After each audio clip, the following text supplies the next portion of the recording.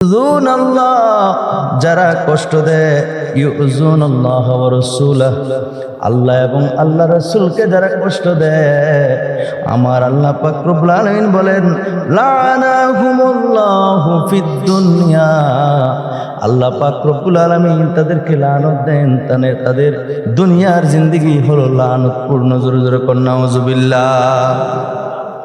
আল্লাহ পাক রব্বুল আলামিন বলেন নিশ্চয় যারা আল্লাহ এবং আল্লাহ রাসূলকে কষ্ট দেয় তাদের জন্য লানত, তাদের জন্য অভিশাপ, ফিদ দুনিয়া ওয়াল আখিরাহ, দুনিয়া এবং আখিরাতের জীবনে। জোরে জোরে কন্না নাউযুবিল্লাহ। ফিদ দুনিয়া ওয়াল আখিরাহ, শুধু দুনিয়ার জিন্দেগি না, ওয়াল আখিরাহ, আখিরাতের জিন্দেগিও কি অভিশপ্ত। জোরে জোরে কন্না নাউযুবিল্লাহ। যারা কারে কষ্ট দেয়, আল্লাহ এবং আল্লাহর রাসূলকে কষ্ট দেয়, আমার ভাইয়েরা, আমার বন্ধুরা, এরপর আল্লাহ পাক রব্বুল আলামিন দেখেন, আল্লাহ বলেন ওয়া আ'আদ্দা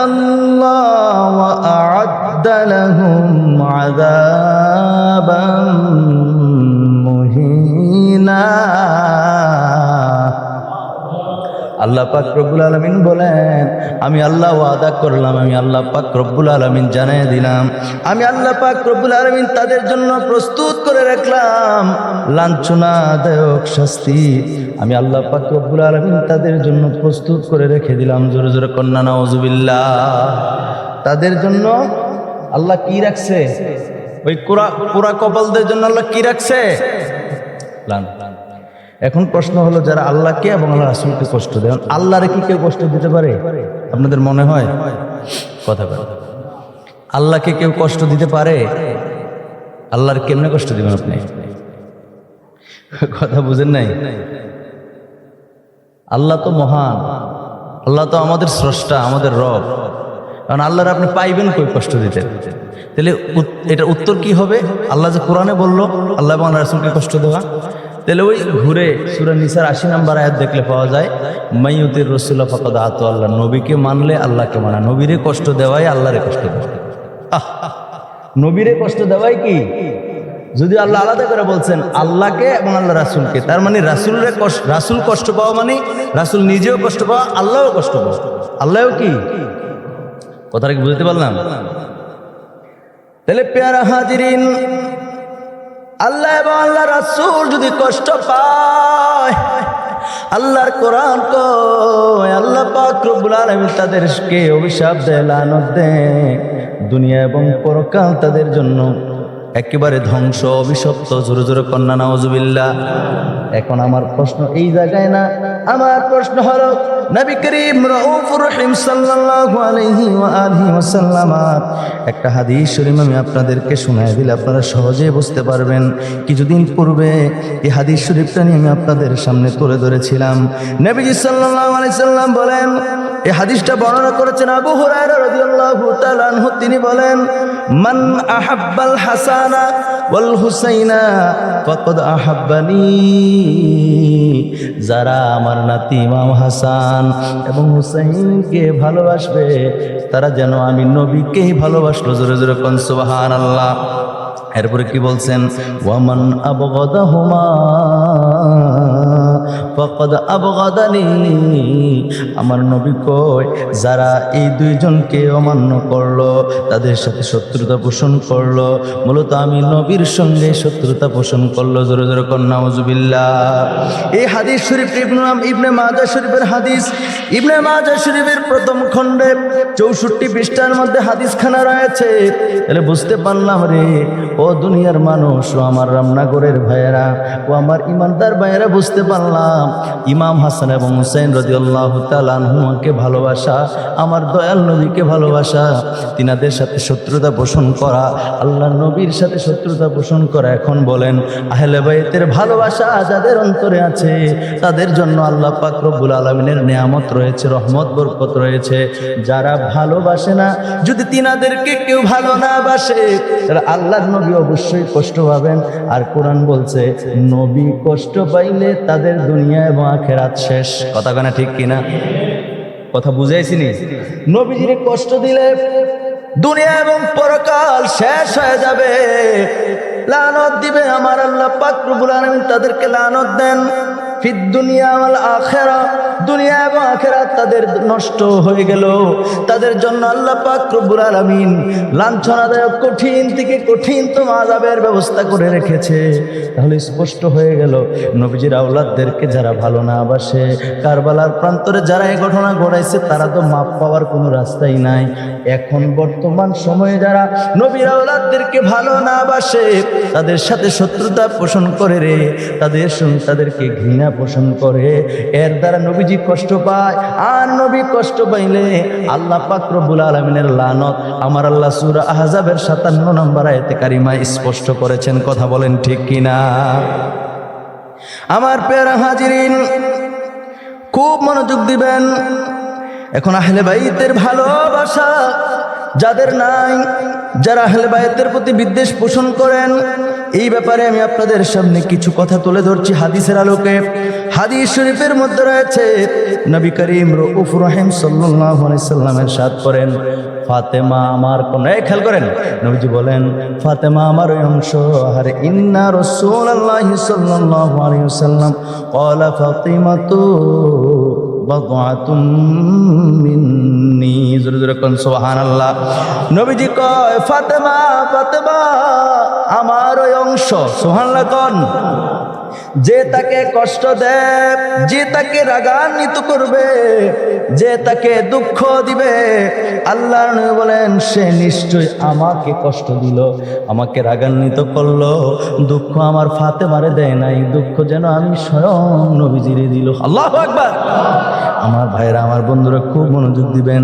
এরপরে নবীজি সাল্লাল্লাহু আলাইহি সাল্লাম আরো বলেন, নবীজি বলেন অপর এক বর্ণনার মধ্যে পাওয়া যায়, নবী সাল্লাল্লাহু আলাইহি সাল্লাম বলেন আমাকে সে বস্তু অস্থির করে যে বস্তু আমার ফাতেমাকে অস্থির করে তোলে। খুব মনোযোগ দেন। নবীজি বলেন আমাকে সে বস্তু অস্থির করে, আমাকে সে বস্তু অস্থির করে যে বস্তু আমার ফাতেমাকে অস্থির করে। আল্লাহু আকবার। আমার ভাইরা, আমার বন্ধুরা, এরপরে তিনি বলেন যে জিনিস তাকে কষ্ট দেয় সে যেন আমি নবীকেও কষ্ট দিল। আল্লাহু আকবার। তাহলে ফাতেমা রাদিয়াল্লাহু তাআলা আনহা কষ্ট পাওয়া মানে নবীজি কষ্ট পাওয়া। এখন বলেন নবী কষ্ট পাইলে কি? আল্লাহর জাহান্নাম, লানত, আল্লাহর লানত মনে নাই? এই জন্য তো আয়াতটা আগে পাঠ করছি। নবী কষ্ট পাইলে কি? তার জন্য জোরে কোন, তার জন্য আল্লাহর লানত, তার জন্য আল্লাহ রেখে দিয়েছেন জাহান্নাম। সূরা আহজাব 57 নম্বর আয়াত। বারবার খেয়াল রাখবেন, বারবার বলবেন। তাহলে নবী ফাতেমা যদি কষ্ট পায়, আমার নবী কষ্ট পায়, ফাতেমা যদি যে জিনিস ফাতেমাকে কষ্ট দেয়, যে জিনিস মা ফাতেমা রাদিয়াল্লাহু তাআলা আনহাকে অস্থির করে তোলে, আল্লাহর নবী কয় সেজন্য আমি নবীকে অস্থির করে ফেললো। সুতরাং ফাতেমা কষ্ট পাওয়া মানে আমি নবী কষ্ট পাওয়া। তো নবী কষ্ট পাইলে আল্লাহর, জোরে কর না, নবী কষ্ট পাইলে আল্লাহর, তার জন্য আল্লাহ কি রেখে দিয়েছেন? জাহান্নাম। বলেন তার জন্য আল্লাহ কি রেখে দিয়েছেন? জাহান্নাম। ভাইরা আমার, বন্ধুরা আমার, হযরত আলী রাদিয়াল্লাহু তাআলা আনহু থেকে বর্ণিত, তিনি বলেন সে মহান জাতে পাকের কসম। আলী রাদিয়াল্লাহু তাআলা আনহু হাদিসটা বর্ণনা করার পূর্বেই বললেন, তিনি বললেন ওই জাতে পাকের কসম যিনি বীজ ফাটিয়ে অঙ্কুর বের করেন এবং বীর্য হতে প্রাণী সৃষ্টি করেন। কথাটা খেয়াল করেন। তিনি বললেন ওই জাতে পাকের কসম যিনি বীজ ফাটিয়ে অঙ্কুর বের করেন। বীজ যখন মাটির নিচে বপন করেন তখন বীজ থেকে একটা শস্য, একটা গাছ, কথা বলেন, বের হয় কিনা? তো এই যে বীজ থেকে যে অঙ্কুর বের হয়, তিনি বললেন ওই আল্লাহর কসম। এরপরে বললেন বীর্য থেকে যে আল্লাহ প্রাণী সৃষ্টি করেন সেই রবের কসম। আল্লাহু আকবার বলেন। কসমটা খাইলেন। খাওয়ার পরে তিনি বললেন নবী উম্মি সাল্লাল্লাহু আলাইহি সাল্লাম আমি আলীকে ওসিয়ত করেছেন যে মুমিন ব্যক্তি আমাকে ভালোবাসবে রে, যে ব্যক্তি মুমিন যার ভিতরে মুনাফিকি নাই সে আমি নবীকে ভালোবাসবে এবং মুনাফিক ওই আমার প্রতি শত্রুতা পোষণ করবে। শত্রুতা পোষণ করবে কে? কথা কোন, শত্রুতা পোষণ করবে কে? নবীজি বলছেন নবীজির সাথে শত্রুতা পোষণ করবে মুনাফিক। কে? নামাজ পড়ে, রোজা রাখে, দাড়ি, টুপি, পাগড়ি, পাঞ্জাবি, আবা কাবা, জুব্বার, কোনটার কোনো কমতি নাই। নবীজির সঙ্গে নবীজিকে কষ্ট তারাই দেবে, নবীজির সাথে শত্রুতা পোষণ তারাই করবে যারা হলো মুনাফিক। যারা কি? তো নবীজির কষ্ট, এই যে নবীজির কষ্ট দেওয়ার কথা বললেন, শত্রুতা পোষণের কথা বললেন, নবীজির সাথে শত্রুতা পোষণ তো হয় নবীর আহলে বায়াতের প্রতি যাদের ভালোবাসা নাই, নবীর আহলে বায়াতের প্রতি যাদের বিদ্বেষ রয়েছে, নবীর আহলে বায়াতের প্রতি যাদের শত্রুতা রয়েছে, তারা তো শত্রুতা আহলে বায়াতের প্রতি না, শত্রুতা হয়ে গেল আমার দয়াল নবীর সঙ্গে। কথা কোন ঠিক কিনা? আর নবী কষ্ট পাইলে আল্লাহ তাদের জন্য আল্লাহর কথা কয় না, তাদের জন্য আল্লাহর লানত। আল্লাহ যাদেরকে লানত দেন তাদের জন্য আল্লাহ কি রেখেছেন? জাহান্নাম। ওয়াজ বুঝেননি আপনারা? আওয়াজ করলেন, তাদের জন্য আল্লাহ কি রাখছেন? এরপর আসেন হাদিসে মুবারকার মধ্যে পাওয়া যায় আব্দুল্লাহ ইবনে আব্বাস রাদিয়াল্লাহু তাআলা আনহু থেকে বর্ণিত, তিনি বলেন নবী করিম সাল্লাল্লাহু আলাইহি সাল্লাম ইরশাদ করেছেন, যদি কোনো ব্যক্তি কাবা শরীফের রুকুনে হাজরে আসওয়াদ এবং মাকামে ইব্রাহিমের মাঝে অবস্থান করে নামাজ আদায় করে এবং রোজা অবস্থায় থাকে, রোজাও রাখে, রোজাও রাখছে, নামাজও পড়ে, নামাজ পালন করে, রোজা পালন করে, অতঃপর আহলে বায়াতের প্রতি বিদ্বেষ রাখে বা হিংসা বিদ্বেষ রাখে, তাদেরকে ভালোবাসে না, আল্লাহর নবী কয় দাখালান্নার, তাদের ঠিকানা হলো জাহান্নাম। জোরে জোরে কর নাউযুবিল্লাহ। আল্লাহ পাক রব্বুল আলামিন সেই নামাজি, সেই রোজাদারের জন্য আল্লাহ রেখে দিয়েছেন জাহান্নাম। জোরে জোরে কর নাউযুবিল্লাহ। সে জাহান্নামে প্রবেশ করবে, সে জান্নাতে যাবেই না। জোরে জোরে কর না আল্লাহু আকবার। কোথায়? বাইতুল্লাহ শরীফে, হাতিমে কাবায়।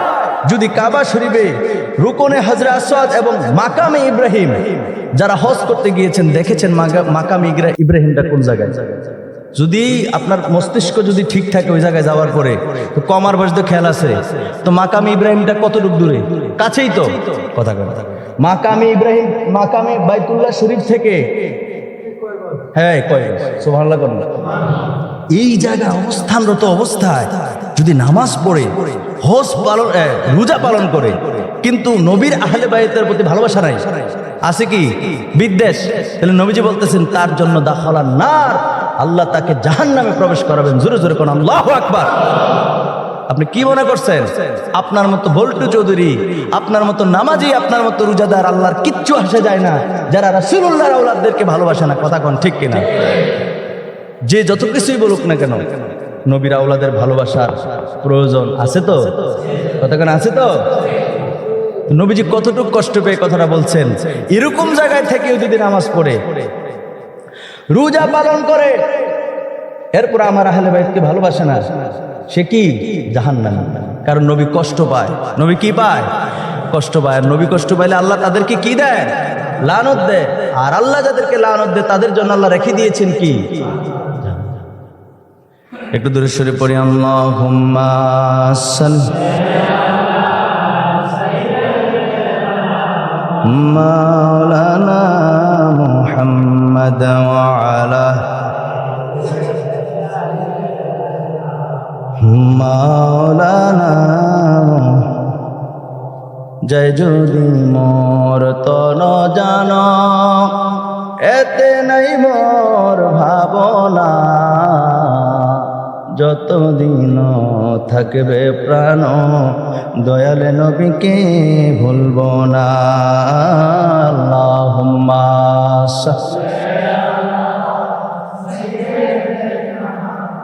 মাওলানা মুহাম্মদ ওয়া আলা মাওলানা।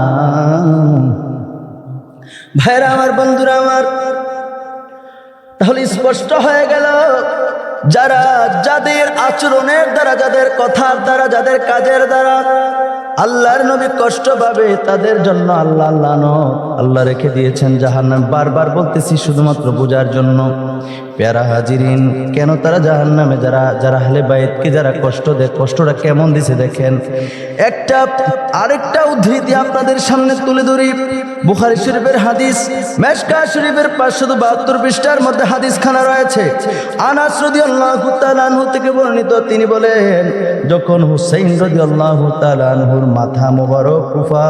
মাথা মুবারক শরীর থেকে যখন আলাদা করে ফেলা হলো, ওই মাথা মুবারক তরবারির আগায় নিয়েছে। জোরে কোন নাউজুবিল্লাহ। হযরত আনাস রাদিয়াল্লাহু তাআলা আনহু বলেন, ওই কুফার আমির উবাইদুল্লাহ ইবনে জিয়াদের নিকট যখন ওই মাথাটা আনা হলো, ইমাম হুসাইন রাদিয়াল্লাহু তাআলা আনহুর মাথা মুবারক যখন আনা হলো, তখন উবাইদুল্লাহ ইবনে জিয়াদ সে কি করলো জানেন? হারে সে কি করলো, তা একটি খানজায় রাখা হলো এবং তখন সে তার মুখের মধ্যে লাঠি দ্বারা আঘাত করলো। জোরে কোন নাউজুবিল্লাহ। আমরা তো মানুষ জবাই করতে দেখি না, কারণ মানুষ জবাই করে না। এটা মানুষ জবাই করে, আমরা প্রাণী জবাই করি, কুরবানির সময় কুরবানি করি, কিংবা আকিকা অনুষ্ঠান করি, অথবা কিংবা অনুষ্ঠানের মধ্যে গরু জবাই করি। শরীর থেকে যখন গরুটা আলাদা করে রাখা হয়, গরুর মাথাটা, কোনটা? গরুর মাথাটা আলাদা করে রাখা হয়। আরে অনেক সময় তাকাইলে বড় মায়া লাগে, কথা কোন ঠিক কিনা? তাকাইলে এটার দিকে তাকাইলে আল্লাহর হুকুম, 12টা মাস এটার লালন পালন করলেন, আল্লাহর হুকুমে জবাই করে দিলেন। এরপরও এটার মাথাটার দিকে তাকাইলে কেমন যেন ছায়া রয়েছে। একটা চতুষ্পদ জন্তু, তার দিকে তাকাইলে এরকম মায়া লাগে। ইবনে জিয়াদ কি করলো? ইমাম হুসাইনের মাথা মোবারক মুখের মধ্যে লাঠি দ্বারা আঘাত করলো, তখনও তার মায়া লাগে না। নাউজুবিল্লাহ কোন? এটা কিন্তু হাদিস বলতেছি, বুখারী শরীফের হাদিস। আহারে তখন তার এই সৌন্দর্য সম্পর্কে ইমাম হুসাইন রাদিয়াল্লাহু তাআলা আনহুর যে কি সৌন্দর্য, কি মায়া, কি মহাব্বত, এই সৌন্দর্য সম্পর্কে বিরূপ মন্তব্য করলো ইবনে জিয়াদ। জোরে কোন নাউজুবিল্লাহ। তখন নবীজির সাহাবী হযরতে আনাস রাদিয়াল্লাহু তাআলা আনহু বলেন, আমি বললাম আল্লাহর কসম। তিনি বললেন, ওয়াল্লাহি আন্নাহু কানা আশবাহাহুম বিরাসূলিল্লাহি সাল্লাল্লাহু আলাইহি ওয়াসাল্লাম। জোরে জোরে বলেন না সুবহানাল্লাহ। আনাস রাদিয়াল্লাহু তাআলা যিনি হাদিস বর্ণনা করেছেন, তিনি বলেন, আল্লাহর কসম, আল্লাহি মানে আল্লাহর কসম, ইন্নাহু কানা আশবাহাহুম বিরাসূলিল্লাহি সাল্লাল্লাহু আলাইহি ওয়া আলিহি ওয়াসাল্লাম। তিনি বললেন, আল্লাহর কসম, হুসাইনের আকৃতি আমার দয়াল নবীর সাথে সাদৃশ্য। জোরে জোরে কোন সুবহানাল্লাহ। তুমি যে কাজটা করতেছো, আমার নবীর সঙ্গে তো তার চেহারা মুবারকের অনেক মিল। জোরে কোন সুবহানাল্লাহ। আল্লাহর নবীর শরীর মুবারকের সঙ্গে যার সাদৃশ্য মিল রয়েছে, দেখতে নবীজির মতো মনে হয়, এমন চেহারা মুবারকের মধ্যে তুমি কেমন করে লাঠি দিয়ে আঘাত করো? আল্লাহু আকবার। তিনি বললেন, আল্লাহর কসম, তুমি যে কাজটা করলা, আল্লাহর নবী কষ্ট পেয়েছে। আর যার কারণে কষ্ট পায়, বলেন তো দেখি, তার জন্য আল্লাহ কি রেখেছেন? জোরে কোন কি রেখেছেন? জাহান্নাম। আর তাদেরকে আমার আল্লাহ লানত দেয় ফিদ দুনিয়া ওয়াল আখিরা। সূরা আহজাব আয়াত নাম্বার 57। আমি প্রথমে আপনাদেরকে অর্থ ভেঙে ভেঙে বুঝাইছি। তার মানে বোঝা যায়, নবী যদি কষ্ট পায়, আপনার নামাজের কোনো দাম নাই। আহলে বাইত যদি কষ্ট পায়, আপনার রোজার কোনো দাম নাই। আহলে বাইত যদি কষ্ট পায়, আপনার দাড়ি, টুপি, পাগড়ি, পাঞ্জাবি, দান, সদকা, রুকু, সেজদার কোনো কিছুর কোনো দাম নাই। আছে? যেই জায়গার মধ্যে নবীজি স্বয়ং বললেন, আলী রাদিয়াল্লাহু তাআলা থেকে হাদিস, যেই জায়গায় নবীজি স্বয়ং বললেন, আরে যদি মাকামে ইব্রাহিম এবং কাবা শরীফ থেকে মাকাম ইব্রাহিম বেশি দূরে নয়, এই অংশের মধ্যে, এই এরিয়ার মধ্যে থেকেও যদি কেউ নামাজ পড়ে, রোজা পালন করে, কিন্তু আমার আহলে বাইতকে ভালো না বাসে, আল্লাহ নবী কি বললেন? কথা কেন? তার জন্য কি? দাখলান নার। নবীজির হাদিস, নবীজি বললেন, আমার আল্লাহ তাকে জাহান্নামে প্রবেশ করাবে। তার ওই জায়গায় নামাজ, ওই জায়গায় রোজার কোনো দাম নাই। আল্লাহু আকবার বলেন। এই জন্য আমরা নবীর আওলাদদেরকে ভালোবাসি নাকি বাসি না? আমরা মৃত্যু আহলে বাইতের ভালোবাসার মাধ্যমে হোক, এটা আমরা চাই কিনা? কথা কয় না, চাই কিনা? আমার প্রিয় ভাইয়েরা, আমার বন্ধুরা, নবীর আওলাদেরকে ভালোবেসে বেসে জীবন শেষ করে দিতে চাই, তারপর নবীর আওলাদের সঙ্গে কোনো শত্রুতা, কোনো খারাপ মন্তব্য কিংবা বিদ্বেষ আমরা রাখতে চাই না।